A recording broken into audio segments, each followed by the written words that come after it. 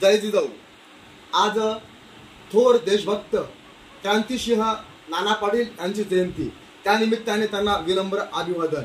इंग्रजांच्या गुलामगिरीतून आपल्या मातृभूमीची मुक्तता करण्यासाठी क्रांतिसिंह नाना पाटलांनी स्वातंत्र्याच्या आंदोलनात झेप घेतली।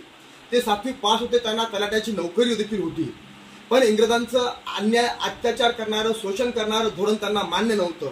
त्यामुळे त्यांनी समाजामध्ये स्वातंत्र्य विषयक जनजागृती करण्यासाठी ते गावागावात जायचे, सभा घ्यायचे, भाषण करायचे आणि ते एवढे लोकप्रिय झाले होते की त्यांचं भाषण ऐकण्यासाठी प्रचंड जनसमुदाय त्या ठिकाणी एकत्र येऊ लागला होता।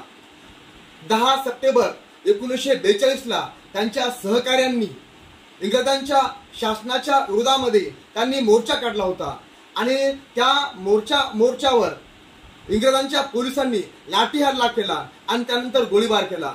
त्या गोळीबारात त्यांचे 2 सहकारी शहीद झाले। त्याचा परिणाम क्रांतिसिंह नाना पाटलांवर झाला आणि त्यांनी जशास तसे उत्तर म्हणून तुफान सेनेच्या माध्यमातून प्रति सरकार स्थापन केली। ज्या इंग्रजांच्या साम्राज्यामध्ये सूर्य अस्ताला जात नव्हता, त्याच इंग्रजांच्या साम्राज्यामध्ये क्रांतिसिंह नाना पाटलांनी प्रति सरकार स्थापन केले होते। त्याचबरोबर त्यांच्या जीवनातला एक प्रसंग आहे, घटना आहे की इंग्रज पोलीस त्यांना ट्रेनने घेऊन जात असते वेळेस त्यांनी कृष्णा नदीमध्ये धावत्या ट्रेनमधून 150 फूट उंचीवरून उडी घेतली होती। हा त्यांचा जो महाइतिहास आहे, हा इतिहास आपण समजून या ठिकाणी घेतला पाहिजे। एवढंच नव्हे, छत्रपती शिवाजी महाराजांना, राष्ट्रपिता महात्मा ज्योतिराव फुलेंना, विश्वरत्न महामानव डॉक्टर बाबासाहेब आंबेडकरांना आपला गुरु म्हणायचे। म्हणूनच त्यांनी सत्यशोधक पद्धतीने आपला स्वतःचा विवाह केला आणि सत्यशोधक समाजाचा वारसा त्यांनी पुढे करण्याचा प्रयत्न केला आहे।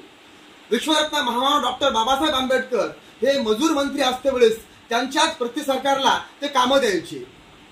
या ठिकाणी आपण असा संकल्प करूया त्यांच्या जयंतीनिमित्त की आपल्या भारत देशाचा विकास व्हावा, प्रगती व्हावी, यासाठी व्यसनमुक्त भारत निर्माण करण्याचा प्रयत्न करूया। पर्यावरणाचं संरक्षण संवर्धन व्हावं, यासाठी आपण वृक्ष लावणे, जगवणे हा देखील एक संकल्प करूया।